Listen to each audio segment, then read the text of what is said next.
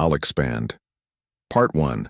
The underestimated species into an engaging 900-word narrative with simple language, a natural tone, and appropriate Korean names. Here's the expanded story. The great hall of the galactic hegemony buzzed with whispers. Thousands of worlds across 3 spiral arms of the galaxy bowed to their might. For over 10,000 years, the empire had grown without serious challenge. Species after species had fallen in line, accepting their place in the grand order of things. "What is the status of the newly discovered world?" asked Grand Emperor Suk, his voice echoing through the chamber. High Commander Jun stepped forward, his uniform adorned with medals from 100 conquest campaigns. "Your Majesty, our exploration vessels have completed their assessment of the planet called Earth. We have classified the inhabitants, humans, as a Category 3 civilization." The Emperor raised an eyebrow. "Elaborate." "They have achieved spaceflight, but only within their own solar system. They possess nuclear technology and primitive AI systems. Their military capabilities are limited to their planet and its immediate orbit. They pose no strategic threat to Imperial interests." Laughter rippled through the chamber. Category 3 civilizations were barely worth noting in the grand scheme of the Empire. They were useful for resources and labor, nothing more. "Proceed with standard protocols," the Emperor commanded. 3 weeks later, the Imperial diplomatic vessel Unyielding Truth entered Earth's orbit. Commander Kim, a veteran of 17 successful planetary integrations, led the diplomatic team to the surface. Humans had arranged a meeting hall in a place called Geneva, bringing representatives from their various regional powers. Commander Kim found it amusing how the humans tried to present a united front. His intelligence reports showed their planet divided into nearly 200 separate governing entities. Such disunity would make them easy to control once integrated. "People of Earth," Commander Kim began, his translation device converting his words to the various human languages.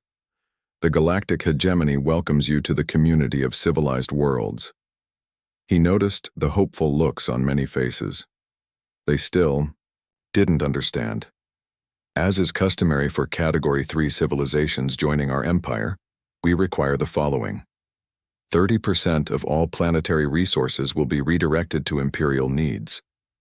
Your governance systems will be replaced with Imperial oversight. And finally, you will provide conscripts for our fleets at a rate of 1 million individuals per Earth year." The room fell silent. Commander Kim had seen this reaction many times.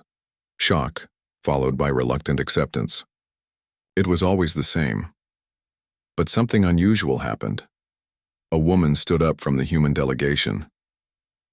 "Thank you for your proposal, Commander Kim," said Admiral Park, her voice steady and firm. "We have carefully considered your terms and must respectfully decline." Kim blinked in surprise. "Perhaps there is some misunderstanding. This is not a negotiation. These are the terms of your incorporation into the Empire." Admiral Park smiled politely. "We understand perfectly. Our answer remains the same." The other Imperial officers exchanged glances. This rarely happened, mostly because exploration vessels made it clear what happened to planets that refused Imperial protection. Commander Kim recovered quickly. "Very well. You have 30 days to reconsider before pacification begins." He used the Imperial term for the process of orbital bombardment of major population centers, enough to break resistance without damaging valuable resources. As the Imperial delegation returned to their ships, Admiral Park watched them leave. Only when they were back in orbit did she activate her secure communication device. "They've left. Just as we expected," she said. In a hidden facility deep beneath the Pacific Ocean, General Tay nodded. "And they suspect nothing?" "Nothing at all. Their scans were exactly where we predicted. They never went near any of our hidden facilities. For 50 years, humans had been preparing for this moment. The crash of an Imperial scout ship in 2026 had alerted Earth to the existence of the galactic hegemony. Instead of announcing the discovery to the world, a secret coalition of governments had worked together, reverse engineering the technology while monitoring Imperial communications. They learned about the Empire's classification system. They learned about pacification, and they learned that no Category 3 civilization had ever successfully resisted. Begin Phase 1 of Operation Trojan Horse, Admiral Park ordered. Around the world, hidden facilities hummed to life. Beneath the surface of the moon, enormous hangar doors slid open, revealing ships of a design the Empire had never encountered. In the asteroid belt, weapon platforms disguised as mining operations powered up their systems. General Tai looked at the tactical display showing the positions of the Imperial ships. They've positioned themselves exactly where we wanted. Overconfident? Just as our psychological analysis predicted. In her office overlooking the ocean, Admiral Park addressed the Global Defense Council via secure holographic link. Representatives from every nation watched as she outlined the coming conflict. For generations we fought amongst ourselves, she said. Those conflicts taught us lessons the Empire never learned. We know how to fight as underdogs. We know how to use terrain to our advantage. Most importantly, we've learned to work together, despite our differences. In orbit, Commander Kim reported back to Imperial High Command. The human response was unusual but not concerning. Their military capabilities are primitive. I recommend a standard pacification fleet. 50 destroyers and 2 dreadnoughts should be sufficient. Little did he know that humanity's fleet was already moving into position, using technology reverse-engineered and improved upon by human scientists. Stealth systems the Empire believed impossible. Weapons guided by AI systems far more advanced than Imperial tech. The Empire has stood unopposed. For 10,000 years, Admiral Park told the Council as the meeting concluded. They've forgotten what it's like to face a real enemy. In 30 days, we'll remind them. As dawn broke over Earth's major cities, the population went about their day, unaware of what was coming. But in hidden bases around the world, humanity's defenders prepared to unleash a surprise that would shake the foundations of the galaxy. The Empire had made a critical mistake. They had underestimated humans. Exactly 30 days after their ultimatum, the Imperial pacification fleet arrived at the edge of the solar system. 50 destroyers and 2 massive dreadnoughts appeared in perfect formation, a testament to the Empire's military precision. The ships, each bearing the distinct purple and gold markings of the hegemony, moved steadily toward Earth. On the command deck of the lead dreadnought, Admiral Jin surveyed the tactical display with satisfaction. He had overseen 12 pacification operations in his career. This would be no different. Status report, he ordered. All ships in formation, Admiral. We've detected primitive satellites and space debris in orbit around the target planet. Their defense systems appear limited to ground-based missiles and a small number of orbital platforms. Nothing that poses any threat to our fleet, reported his second-in-command. Admiral Jin nodded. This was exactly as expected for a Category 3 civilization. Establish communication with their leadership. Let's give them one final chance to accept our terms. Meanwhile, deep beneath the Pacific Ocean, in humanity's hidden command center, Admiral Park received the alert that Imperial ships had entered the solar system. Around her, officers and technicians worked at their stations, faces tense but focused. Giant screens showed the approaching fleet.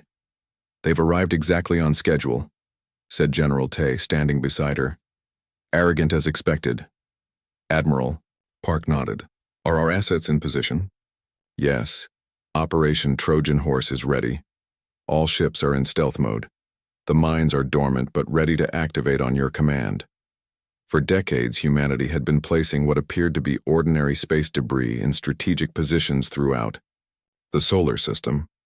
What looked like dead satellites and space junk to Imperial scanners were actually advanced mines equipped with stealth technology and powerful explosive charges.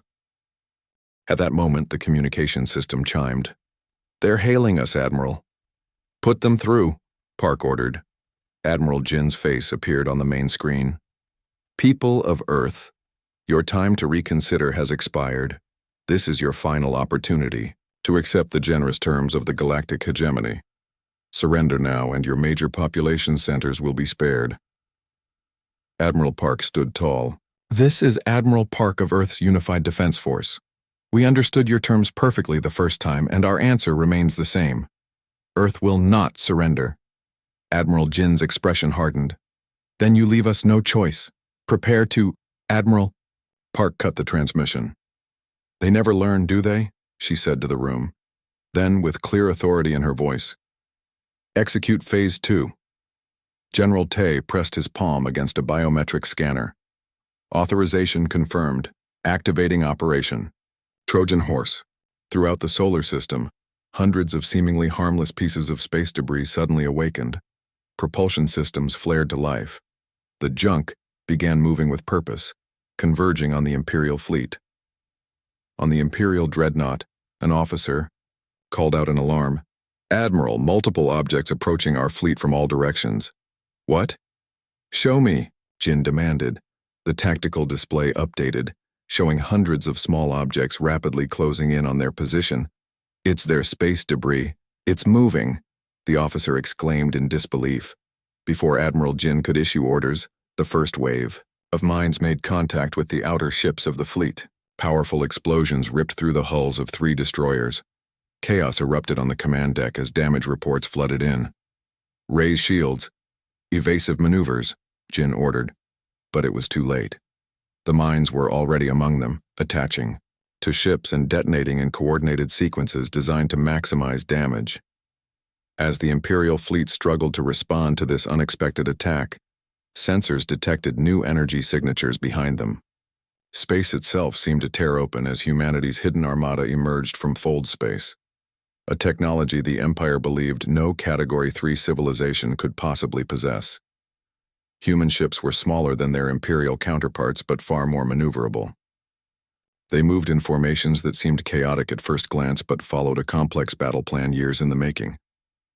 On the bridge of the Earth flagship Defiance, Admiral Lee watched as his fleet engaged the enemy. All ships, execute attack pattern Omega. Focus fire on their propulsion systems. The human vessels darted between the much larger Imperial ships, firing weapons that the Empire had never encountered. Gravitational disruptors that twisted space around their targets, tearing them apart from the inside. Admiral Jin stared in horror as his perfect formation dissolved into chaos. Imperial ships trapped between the mines and the human fleet were taking devastating losses. This is impossible, he whispered. How could they have developed such technology? A massive explosion rocked his ship as a human vessel executed a daring attack run against the dreadnought's main power core. Warning sirens blared throughout the massive vessel. Admiral, we've lost 30% of our fleet already. We need to retreat and regroup, his second-in-command shouted over the noise. Jin could hardly believe what was happening. In all his years serving the Empire, he had never faced defeat, especially not against a supposedly primitive species. Send a distress call to High Command, he ordered. Tell them we need reinforcements. As the surviving Imperial ships began a desperate retreat, they received one final transmission from Earth. Admiral Lee's voice came through clearly. This was just our greeting party. Return if you wish, but know that we've been preparing for this moment for generations. The next fleet you send won't fare any better. Within hours, the battle was over. The mighty Imperial pacification fleet, considered more than adequate to subdue an entire planet, had been reduced to scattered, retreating vessels limping back toward Imperial space. In the command center on Earth, cheers erupted as the last Imperial ship fled the solar system. Decades of secret preparation had paid off. Humanity had stood against the greatest power in the galaxy and won their first battle. Admiral Park didn't join in the celebration immediately. She knew this was only the beginning. Send word to all our outposts, she told General Tay. The Empire will return with a much larger force. We need to move to Phase 3 immediately. As the news of humanity's victory spread around the world, people looked to the stars with new eyes. For the first time in recorded history, all nations stood truly united against a common threat. The Empire had expected submission. Instead, they had awakened a sleeping giant. Humanity's first strike had been delivered. The galaxy would never be the same. The grand throne room of Axius Prime fell silent as Admiral Jin finished his report. His uniform, once pristine, showed signs of battle damage. His face bore the unmistakable look of a commander who had witnessed the unthinkable. Emperor Suk sat motionless on his crystalline throne. For several long moments, no one dared speak. The defeat of an Imperial pacification fleet was unprecedented in living memory.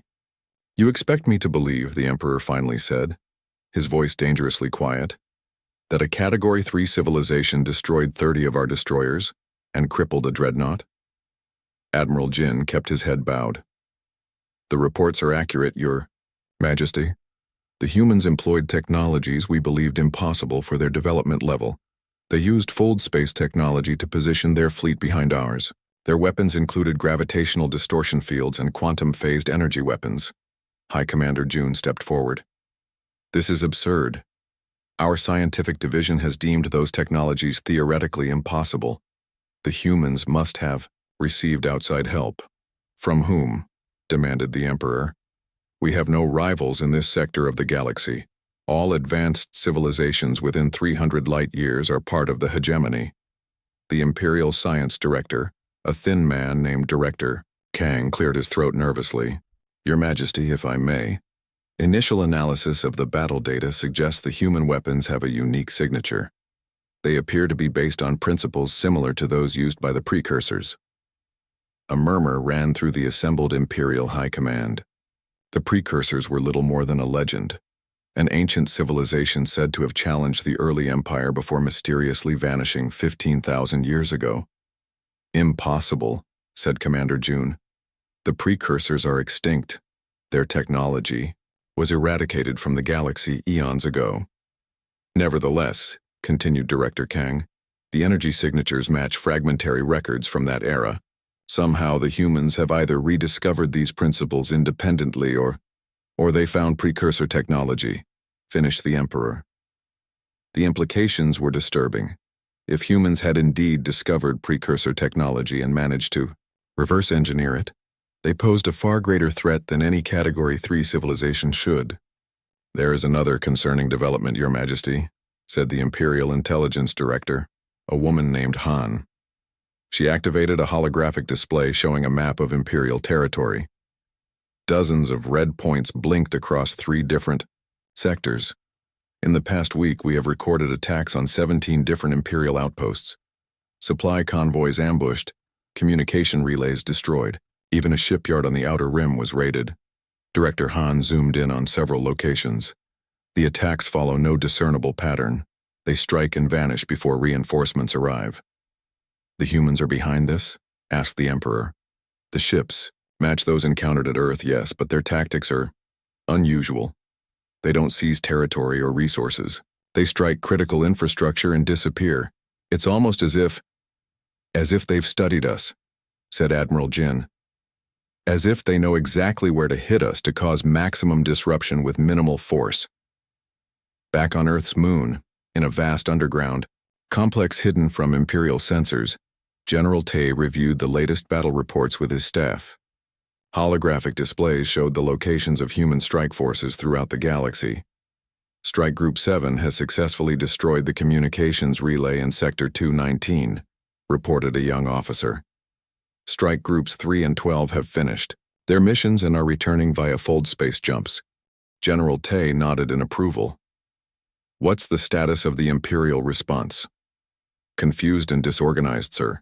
They're deploying defensive forces reactively, always one step behind us. Our intelligence suggests they still don't understand how we're predicting their movements." A door slid open and Admiral Park entered the command center. Everyone stood at attention. "At ease," she said. "I've just finished briefing the Earth Council. They've approved the next phase of operations." She approached the central strategic display where a flashing indicator showed massive Imperial fleet movements. "The Emperor has dispatched the 7th Armada," she said. 500 capital ships, including 20 dreadnoughts. They're converging on our solar system as we speak." The officers exchanged glances. Even with humanity's advanced technology, facing such a massive force would be challenging. "Are we ready?" asked General Tay. Admiral Park smiled slightly. "We've been ready for 50 years. Begin final preparations for Operation Solar Hammer." In another section of the lunar base, Professor Yoon led a group of officials through a high-security area. The walls here were different, marked with symbols that were neither human nor imperial in origin. This is where it all began, Professor Yoon explained. In 2026, what the world thought was a meteor crash in the Gobi Desert was actually a ship of non-imperial design. Inside, we found no crew, only an automated database containing technological principles far beyond anything humanity had developed. They entered a vast chamber where scientists worked around a central artifact, a metallic sphere covered in intricate glowing patterns. We realized quickly that this was technology from a civilization that once opposed the Empire. The precursors, as imperial records call them. Professor Yoon placed her hand on the sphere and the patterns shifted in response. It took us decades to understand even the basic principles. The precursors approached physics differently than either humans or the Empire. They saw space-time as malleable in ways we hadn't imagined. But the real breakthrough, she continued, wasn't just the technology itself. It was learning that the Empire could be defeated. They weren't invincible. The precursors had fought them to a standstill once before. So why did the precursors disappear? Asked one of the officials. Professor Yoon's expression grew somber. We don't know for certain. The database contained technological information but little history. We suspect some catastrophe occurred, perhaps related to their war with the Empire. Meanwhile, on Axios Prime, the Emperor had made his decision. Deploy the 7th Armada, he commanded.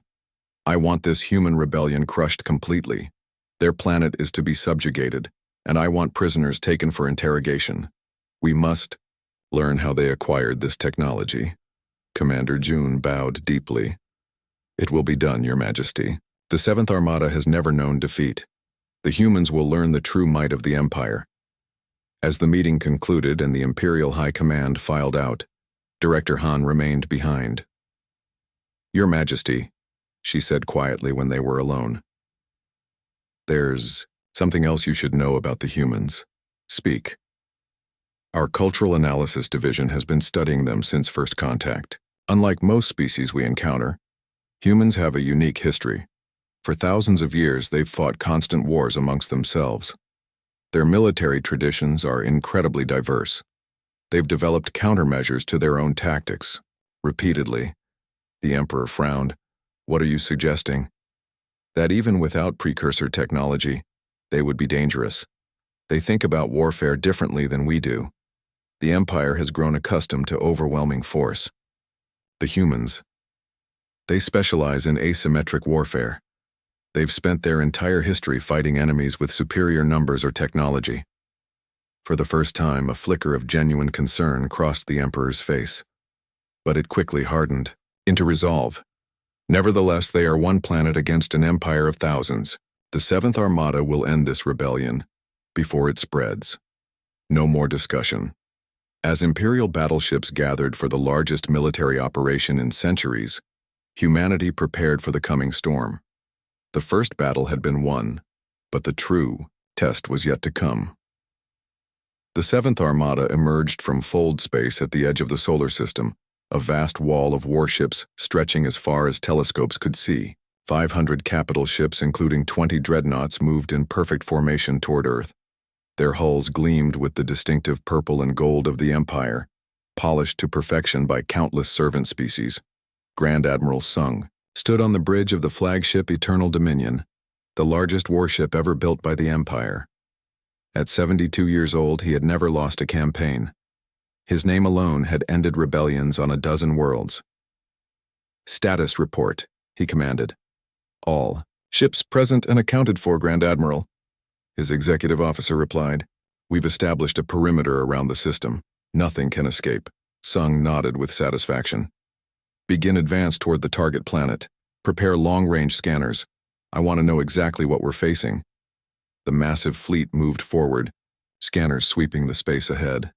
Tactical officers frowned at their readouts. Sir, we're detecting minimal defensive positions in orbit. No sign of the fleet that engaged Admiral Jin's forces. Sung's eyes narrowed. They must be hiding. Expand scan range. Check for stealth signatures. Minutes passed as the fleet continued its approach. The tension on the bridge grew with each report. Still no sign of significant defensive forces, sir. We're detecting normal satellite activity and some orbital platforms, but nothing that could challenge even a fraction of our fleet. Impossible, Sung muttered. They wouldn't simply abandon the planet. As the fleet reached the orbit of Mars, Sung made his decision. The humans are playing games. Prepare planetary bombardment sequences. We'll reduce their major cities to ash and then see if they're willing to show themselves. The mighty fleet continued its approach, now within striking distance of Earth. Weapon systems powered up across 500 ships, enough firepower to crack a planet's crust if used at full capacity. Bombardment solutions calculated, sir, awaiting your order. Sung stood at the viewport looking at the blue planet ahead. Something didn't feel right. The humans had shown unexpected technological capabilities and tactical acumen. Why would they not defend their homeworld? Sir, called a sensor officer, I'm detecting unusual energy readings from the gas giants, particularly Jupiter and Saturn. Show me, Sung ordered. The main display shifted to show the massive gas giants. Strange energy patterns were forming, in their atmospheres building in intensity. What am I looking at? Demanded Sung. Before anyone could answer, alarms blared throughout the ship.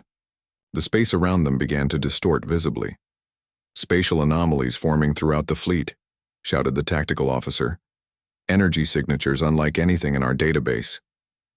On Earth, deep beneath the Himalayas, Admiral Park stood in humanity's primary command center. Around her, hundreds of officers monitored the situation as it unfolded. The chamber was carved from solid rock, designed to survive, even if the surface was reduced to glass. Operation Solar Hammer is active, reported General Tay. Jupiter and Saturn conversion fields are at maximum power. Admiral Park nodded. Activate the wormhole projectors. 50 years of preparation had led to this moment. While the Empire had been scanning for ships and conventional weapons, humanity had been working on something much more ambitious. Wormhole, network stabilizing, called out a scientist. We have successful quantum entanglement with the target coordinates. Throughout the solar system, human engineers had installed massive gravitational manipulation devices within the gas giants. These devices use the planet's own gravitational fields to create controlled wormholes, tears in the fabric of space-time. The technology, adapted from precursor principles, had taken decades to perfect. In space, the Imperial fleet watched in horror as reality itself seemed to fracture around them. Circular distortions formed in dozens of locations around the fleet. Evasive maneuvers, Sung ordered. But it was too late. The first dreadnought fired its planet-killer weapon at Earth. The beam of concentrated energy never reached its target. Instead, it disappeared into one of the spatial distortions, only to emerge from another, striking an Imperial ship instead. Chaos erupted across the fleet as more weapons discharged, each blast captured by the wormhole network and redirected back at the Imperial Armada. Ships fired in panic only to be hit by their own energy weapons coming from impossible angles. Cease fire! All ships cease fire immediately! Sung bellowed. But in the confusion, many captains couldn't hear the order or didn't understand what was happening. As the Imperial fleet struggled to comprehend what was occurring, sensors detected new contacts emerging throughout the solar system. The human fleet had been hiding in stealth positions behind moons, within asteroid fields and in the shadows of the gas giants. Unlike the Imperial ships that moved in rigid formations, the human vessels operated in small, autonomous groups. They darted between the larger Imperial ships, targeting engines, weapon systems, and command centers with precision strikes. On the bridge of the human warship Defiance, Captain Min guided his crew through the battle with calm efficiency. Target their communication arrays, he ordered. Keep them isolated from one another. His ship swooped under the belly of an Imperial cruiser, launching concentrated EMP charges that rendered the much larger vessel's systems inoperable without destroying it. Grand Admiral Sung struggled to regain control of the situation. A third of his fleet was already disabled or destroyed, much of it by friendly fire redirected through the wormhole network. Status of our communication with the rest of the fleet? He demanded. 70% of our ships are no longer responding. To commands, sir. The humans are targeting our communication system specifically. For the first time in his long career, Sung felt fear. This wasn't a battle, it was a massacre. The humans weren't fighting like any species the Empire had encountered. They didn't try to match the Empire's overwhelming force. Instead, they had fundamentally changed the nature of the battlefield itself. Meanwhile, across the galaxy, the second phase of humanity's plan was unfolding. Special operations teams that had infiltrated key Imperial worlds months earlier now activated sleeper cells and launched coordinated strikes against critical infrastructure. On the Imperial shipyard world of Vega Prime, Commander Choi led a team of 12 operatives in powered stealth suits. They moved silently through the vast facility, planting quantum charges at strategic points. Team 2 in position, came a voice through Choi's earpiece. Charges set on the primary power grid. Team 3 targeting computer core secure, charges ready. Choi nodded to herself. All teams, synchronize detonation protocols. We move in 3 minutes. Similar scenes played out on 20 other key Imperial worlds. Communication hubs, shipyards, supply depots, all targeted simultaneously in a coordinated strike designed to cripple the Empire's ability to respond to the disaster unfolding in the Sol system. Back on Axios Prime, the Emperor received the unthinkable news. The Seventh Armada, the pride of the Imperial fleet, was being systematically dismantled by a supposedly primitive species. At the same time, critical facilities across the Empire were going dark. How is this possible? He demanded, his voice shaking with rage. One planet cannot challenge the might of the Empire. Director Han stepped forward, her face grim. Your Majesty, we're receiving reports from multiple sectors. The humans have somehow infiltrated our core worlds. They're targeting our infrastructure with precision strikes. For the first time in 10,000 years, the Galactic Empire faced an existential threat. The breaking point had been reached, and the galaxy would never be the same. 3 months after the devastating defeat of the Seventh Armada, the Imperial Palace on Axios Prime prepared for something unthinkable: peace talks with humans. The once bustling corridors of power were unusually quiet. Servants moved with hushed efficiency, their eyes downcast, avoiding the gazes of Imperial officials who had never known defeat until now. Emperor Suk sat alone in his private chamber, staring at reports that still seemed impossible. In just 90 days, the mighty galactic hegemony had lost control of 17 key worlds. Shipyards lay in ruins. Communication networks remained fragmented. Supply lines to hundreds of planets had been severed, and it had all been accomplished by a single species from a single world. A soft chime announced the arrival of his advisors.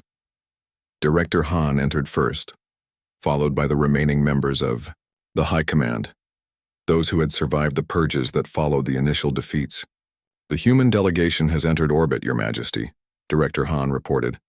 Their ships have taken position around the planet. The Emperor nodded slowly. How many vessels? Just 3, Your Majesty. Their flagship and 2 escorts. 3 ships, the Emperor said quietly. They send 3 ships to dictate terms to the rulers of the known galaxy. No one spoke. There was nothing to say. The humans didn't need to send a fleet. Their message had been delivered clearly in battle. They could strike anywhere at any time with devastating effectiveness.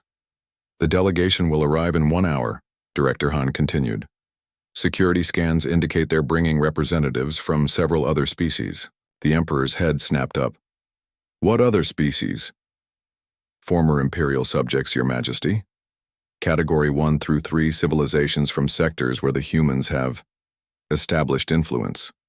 In the Grand Reception Hall, preparations were underway for the historic meeting. The usual displays of Imperial might had been tempered. Instead of 1,000 guards lining the approaches to the throne, only a ceremonial contingent remained. When the human delegation arrived, the Imperial officials were surprised by their simplicity. Admiral Park led the group, wearing a plain, blue uniform with minimal decoration. She was flanked by representatives from a dozen formerly subjugated species.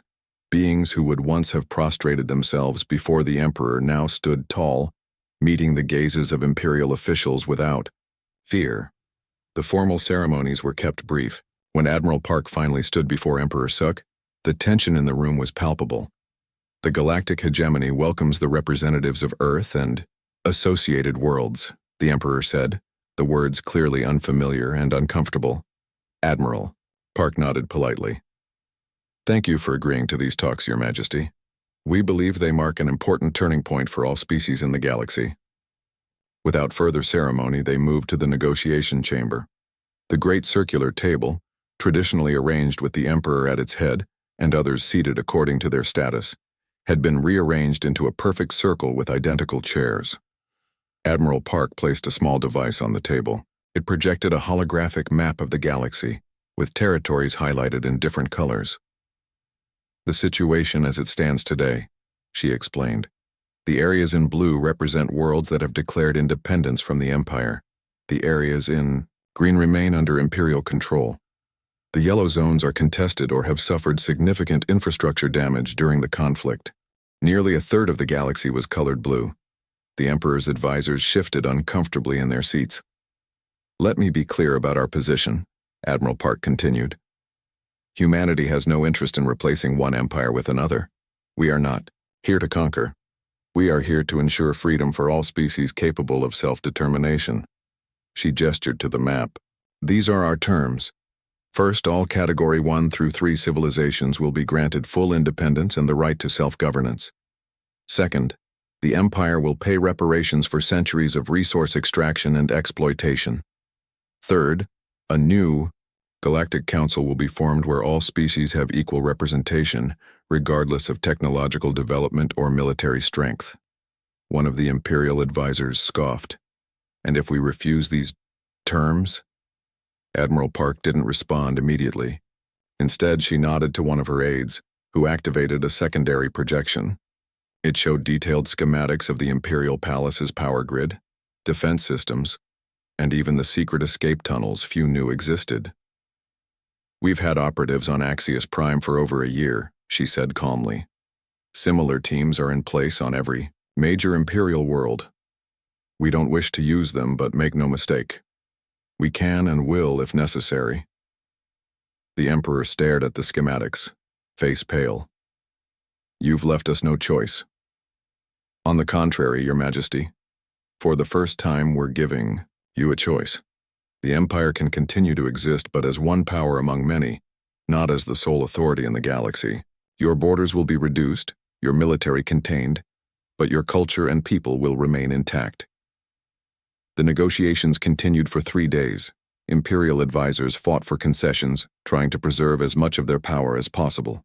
The humans remained firm but fair, unwilling to compromise on fundamental principles of freedom but flexible on implementation details. When the final documents were signed, a new era in galactic history began. News spread quickly throughout the galaxy. On worlds that had known nothing but Imperial rule for generations, people looked to the skies with hope rather than fear. 6 months later, representatives from over 500 worlds gathered on a neutral planet for the first meeting of the new Galactic Council. The Great Assembly Hall had been designed specifically for this purpose, with sections adapted to the environmental needs of every attending species. Admiral Park, now serving as Earth's representative, stood at the center of the chamber. The Bakur gathered delegates fell silent as she prepared to speak. Today marks the beginning of a new chapter for all our peoples, she said, her voice carrying to every corner of the hall. For too long, the galaxy operated under the principle that might makes right, that technological advancement gave one species the right to rule over others. She gestured to the diverse assembly. Look around you. Each being here represents a unique evolutionary path, a distinct perspective, a special contribution to our shared future. It is this diversity that will be our greatest strength. As the session progressed, nominations were made for the Council's leadership position. To everyone's surprise, Admiral Park was the overwhelming choice. Representatives from dozens of formerly oppressed worlds cited humanity's role in their liberation. When called upon to accept the position, Park approached the central podium. The room fell silent once again. "I am deeply honored by your trust," she began, "but I must respectfully decline." Murmurs of surprise rippled through the assembly. "We didn't come to replace one empire with another," she explained. "We came to ensure no species ever faces subjugation again. If we accept a position of permanent leadership, we undermine the very principles we fought for." She looked around the room. "I propose instead a rotating leadership, with terms limited to ensure no single species dominates the council. Earth will serve as an equal member, nothing more and nothing less." From the shadows at the back of the chamber, the former emperor watched the proceedings. He had been allowed to attend as an observer, a courtesy extended by the humans despite objections from many former imperial subjects. As he listened to Admiral Park's words, understanding finally dawned. His empire of 10,000 years had fallen in just 100 days, not because the humans possessed superior technology or even better tactics. It had fallen because the empire had fundamentally misunderstood the nature of true strength. The empire had mistaken humanity's cooperation for weakness, when in fact, it had been their greatest strength all along. While imperial species competed, for the emperor's favor, humans had learned to work together despite their differences. That unity, not just among themselves but now extended to other species, had created something the galaxy had never seen before. As the council session concluded with the approval of Park's proposal, delegates from hundreds of worlds stood together, united not by force but by choice. The new galactic order had begun.